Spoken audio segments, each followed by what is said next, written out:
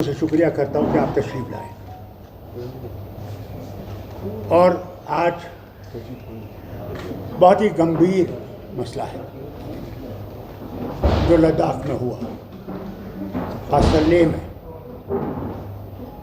जो वहाँ पे बच्चे निकल आए। उसकी वजह ये थी कि वो 14 दिन से वहाँ पे भूख हड़ताल में थे। उसमें एक बुज़ुर्ग और उसकी बीवी भी थी। कल जब उनकी हालत बहुत ख़राब हो गई और उनको स्ट्रेचर पे लिया गया अस्पताल,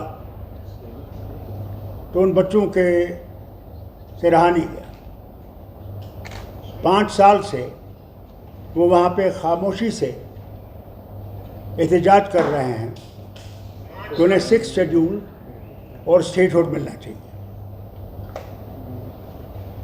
और उन्होंने जो उनके लीडर थे, लेह से वो पैदल चले दिल्ली तक कि उनसे कहें कि इस चीज़ को देखें।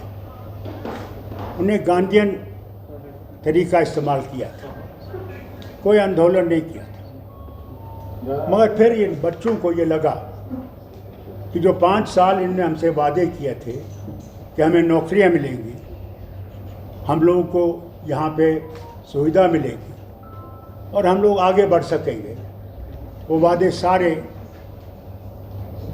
खोखले निकले। और उसका नतीजा ये हुआ कि आज उनसे रहा नहीं गया और वो बाहर निकल आए। और माफ़ी चाहता हूँ ये कहने को, उन्हें गांधी का रास्ता छोड़ के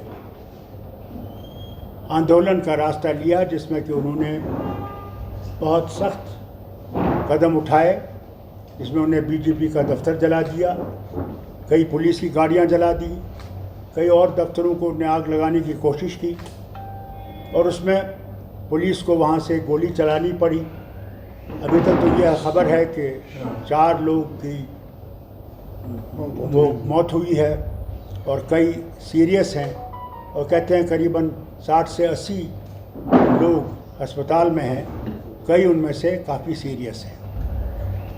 नतीजा इसलिए है क्योंकि जो वादे किए गए इनसे, हर बार इनसे कहा गया हम कुछ करेंगे, ये करेंगे, वो करेंगे, मगर कुछ नहीं किया। और मैं हुकूमत हिंदुस्तान से कहना चाहता हूँ, ये बॉर्डर स्टेट है, चीन हमारे ऊपर बैठा हुआ है, वहाँ पे काफ़ी वहाँ की ज़मीन उनके कब्ज़े में है। वहाँ पे ऐसी चीज़ होना हमारे वतन के लिए ख़तरनाक है। मेहरबानी करके इसको सुलझाने की कोशिश कीजिए और बातचीत का रास्ता जल्दी से इख्तियार कीजिए। इंतज़ार न कीजिए कि फिर से इसमें चिंगारी लग जाए। मैं नहीं समझता हूँ इसमें कोई जमात है जो इसके पीछे है, क्योंकि आप ये कहेंगे कि ये बाहर से आ रहे हैं। मैंने पहले भी ये देखा है, जब भी यहाँ कुछ होता था कहते ये बाहर से आ रहा है। बाहर से नहीं है, ये वहाँ के लोगों की आवाज़ है, दिलों की आवाज़ है। वो अब ज़्यादा इंतज़ार नहीं करेंगे, उन्हें इससे सबक सीखना चाहिए। उन्हें ये भी याद रखना चाहिए, उन्हें कश्मीर से ये वादा किया था, जम्मू कश्मीर से, कि इलेक्शन हो जाएंगे, आपके डिलिमिटेशन हो जाएगा, उसके बाद आपको स्टेटहुड दिया जाएगा। आज 11 महीने हो गए, स्टेटहुड का कोई भी हमें सामने नहीं दिख रहा है, कोई मूवमेंट उसके पास नहीं है। उन्हें लद्दाख से सबक सीखना चाहिए। और मैं और मेरी जमात उन बच्चों के साथ है जिनकी जानें गई हैं, और हम उनके ख़ानदानों के साथ इस मुश्किल घड़ी में उनके साथ खड़े हैं और अल्लाह से दुआ करते हैं कि उनकी आत्माओं को शांति मिले और उनके माँ बाप ये सदमा बर्दाश्त कर सकें।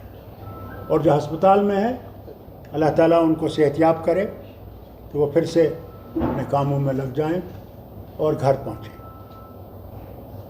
बहुत बहुत शुक्रिया आपका आने का। डॉक्टर साहब ये 2